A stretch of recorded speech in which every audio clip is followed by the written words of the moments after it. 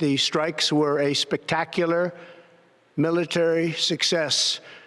Iran's key nuclear enrichment facilities have been completely and totally obliterated. This is the moment that Donald Trump confirmed the US had joined Israel in its week-old war on Iran, just a day after he said he'd make a decision within a fortnight. Under Operation Midnight Hammer, a submarine and 125 aircraft were used to strike 3 nuclear sites. 14 massive ordnance penetrator weapons or bunker buster bombs were among 75 precision-guided weapons deployed, the largest B-2 strike in history.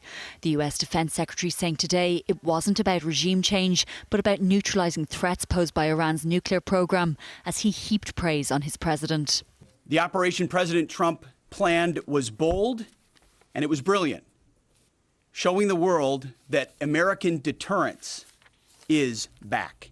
When this president speaks, the world should listen. And the US military, we can back it up. The attack was launched without congressional approval, which has drawn criticism from across the US political divide. But the praise was echoed by the Israeli Prime Minister. Congratulations, President Trump. Your bold decision to target Iran's nuclear facilities with the awesome and righteous might of the United States will change history. The attack has heightened fears of a wider conflict. Iran swiftly retaliated by bombing Tel Aviv, damaging the homes of hundreds of people, while its parliament has approved closing the Strait of Hormuz, which facilitates the passage of nearly 20% of the world's oil. It maintains it's not building a nuclear weapon, but says its nuclear programme will not be stopped, while its foreign minister has warned the US is fully responsible for whatever actions his country takes next, as he prepares to meet its ally, Russian President Vladimir Putin. The door for diplomacy should be always keep open, but this is not the case right now. My country has been under attack, under aggression, and we have to respond based on our legitimate right of self-defense. Throughout the day, Israel has been attacking what it says are military targets in Iran, claiming this footage shows IDF strikes on soldiers and missile launchers, while the US has warned that any retaliation by Iran against it or its allies will be met with force far greater than last night's, insisting this isn't an open-ended war and Iran must come back to the negotiating table, somewhere Iran says it never left, but rather was interrupted by Israel's attack. Nicole Gernon, Virgin Media News. For the very latest, let's go live to Washington now and join US correspondent Toni Waterman. And Toni, how is America, and in particular the MAGA movement, reacting to the news that America is involved in another Middle East conflict? Well, for the MAGA movement, they are largely falling in line behind the president, despite many of them being self-proclaimed non-interventionists. They really see this distinction between bombing uranium enrichment sites and getting U.S. troops involved on the ground. There is very little appetite in the U.S., and particularly among the president's MAGA base for that. But there are some within his loyal following, like the Congresswoman Marjorie Taylor Greene, who have pushed back quite forcefully against these actions, saying on social media that every time the U.S. is on the verge of greatness, we get involved in another foreign war, saying that this is not our fight. The real concern here is that this intervention, this interaction will not stop with this single strike, but that it is going to escalate and the U.S. is going to be dragged into another war. And America is saying it does not seek war at the same time. So what are the next steps then for the Trump administration? Well, Trump's cabinet this morning has been trying to get the message right and get it out. So it's been on a lot of talk shows this morning trying to say that this is a surgical attack. The vice president, J.D. Vance, was on ABC News saying that we're not at war with Iran. We're at war with Iran's nuclear program. Marco Rubio, who is the Secretary of State, was on CBS saying that the U.S. does not want war with Iran. But Iran has said that it will retaliate. How and when is really the great unknown.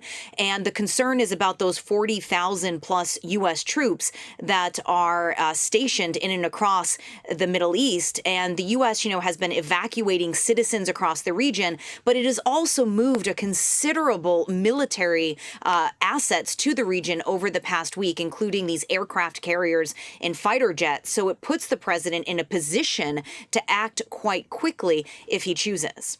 Toni Waterman there in Washington. Thank you for that. Well, there's been widespread reaction around the world to Donald Trump's strike on Iran. Here, the Taoiseach called for diplomacy and dialogue to resolve the conflict.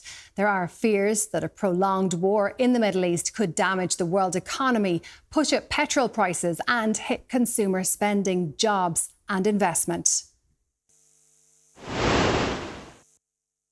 As tensions escalate in the Middle East, the government here is keeping a close eye on what's unfolding, with the Taoiseach urging all sides to pull back from the brink. It is now urgent that all actors in the region work to de-escalate the conflict. Diplomacy and dialogue is ultimately the only way to resolve these issues.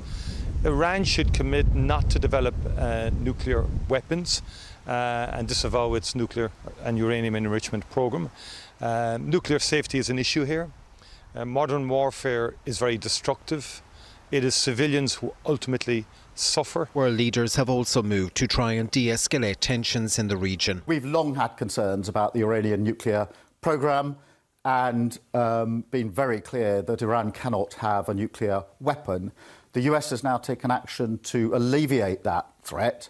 It is important that we now de-escalate the situation, stabilise the region. In a statement, the European Commission President said Iran must never acquire the bomb and that now is the moment for a credible diplomatic solution to end the crisis. Developments in the Middle East will also have a knock-on impact here at home, with prices at the pump set to increase. So markets don't like risk, and the markets have already been factoring the risk to disruption in the Middle East into the price of fuel.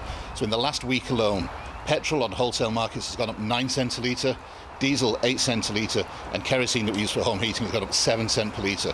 That's only going to get worse as the situation gets more and more volatile in the Middle East. This evening, authorities in New York and Washington are on high alert amid fears of any potential retaliatory attacks. Well, let's cross over to Paul Quinn now, who's at government buildings for more on all of this. And Paul, you have news of an evacuation of Irish citizens from Israel underway right now.